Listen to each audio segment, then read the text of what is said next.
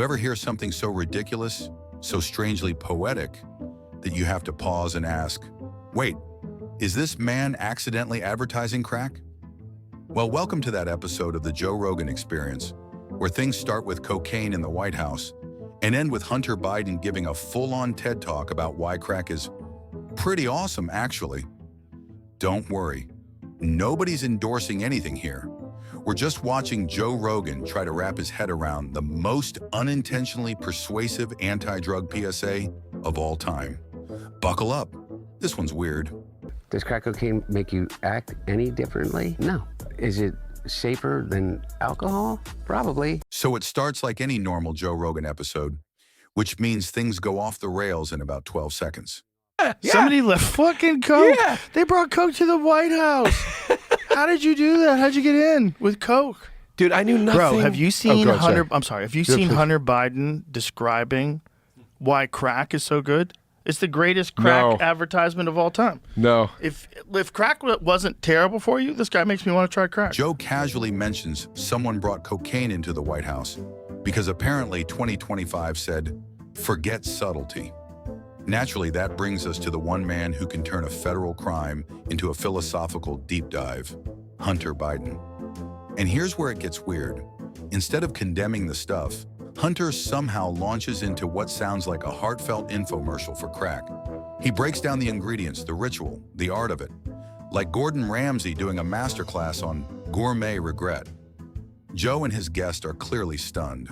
Joe even jokes, if crack wasn't terrible for you, this guy makes me want to try it.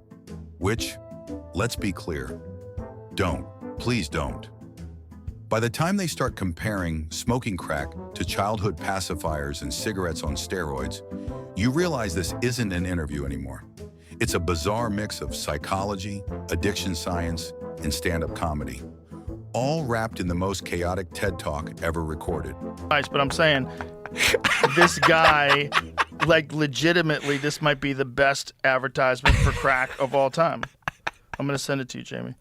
You're gonna watch it and you're gonna go, oh my God. I'm excited for this. I want to try crack. He's the gift that keeps on giving. Well, he's a lot smarter than people give him credit for. I'll tell you that. Like, he's talking, and one of the things he was talking about was why smoking things are so addictive, why smoking cigarettes are so addictive, and like the psychology behind it. He's not dumb, but he's just a guy who, became an addict, and that fucks your whole life up. It fucks you. You become a subhuman. Yeah. When you're junkied out all the time, and you're that dude who's like what he was doing, like making films and shit, and driving with a gun. Yeah. He was fucking gone. He was out there, dude. Well, when you're an addict with money, it gets real wild. And your dad is one of the most famous people on the planet. It's so crazy. Listen to this. Well, the only difference between crack cocaine and cocaine is sodium bicarbonate and water and heat, literally. That's it? That's it. And those things are pretty much free if you go to like a science store. This is free. You can go to your neighborhood convenience store and just get. Anyway, I don't want to tell people how to make crack cocaine, but it literally is a mayonnaise jar, cocaine, and baking soda. How different is the experience? Oh, it's vastly, vastly different. And like for real, I feel really reluctant to kind of have some euphoric discussion. I know you're not asking me to do that, but have some euphoric discussion about crack cocaine. I think this might be kind of the opposite here. Okay, no, it's the exact opposite. I'm saying I don't want to have the experience of some euphoric recall. That's how powerful crack cocaine is. Does crack cocaine make you act any differently? No. Is it safer than alcohol? Probably. People think of crack as being dirty. It's the exact opposite. When you make crack, what you're doing is you're burning off all the impurities so that it combines with the sodium bicarbonate, which makes it smokable. That's all. All of these actors and, people in the past that talked about they had a problem with cocaine and freebasing. And they were smoking crack. So straw on the stove is the same thing? Not exactly, but close to it. But it's a little bit different. But anyway, my point about it, your point about it, which I think is true, is that there's a thing about crack that is really insidious. And what it is that anytime I think one of the reasons that they believe that smoking cigarettes is so addictive is because it combines three really important things. It's habit forming, there's an oral fixation, and there is a ritual combined with it. And so the idea of hand to mouth is a habit and a fixation that we learn very early, even as children. With a pacifier, with a spoon, with your thumb, even to breastfeeding. Okay, so really, I don't want to get into the psychology of it because I'm no expert, but I do know this, is that you combine with that ignition, combustion, and then you combine the ritual. You have your cigarette in the morning, you have a cigarette when you get out of the car, you have your cigarette with your coffee. Crack is that on steroids. It's over and over. Oh my There's God. ritual to it. There's a ritualized part of it. The combination of all of those addictive behaviors together becomes like really powerful. And the drug in and of itself is a more immediate euphoric sensation and connected to it than, in my experience, cocaine alone. Does it require more frequency to maintain the high? Yes. Yes. And the capacity to use more than you could otherwise with powder cocaine, just physically to be able to ingest it. Okay. So you we should give that shit. guy credit. Who's the dude who's interviewing him? Andrew Callahan, Channel 5. Well, he nailed it. He did a great job. That's the best ad for coke ever. It's the best. Best ad for crack ever. Yeah. And he could be president. How Yeah. about that? How about that? That kid, How about that? He could. Like, no bullshit. Hunter Biden, after all he'd been through, look, we all his dirty laundry's all out there. We all see it. He was a freak. He, speaking of which, He's just smarter than his dad when his dad was young. And he was a crackhead.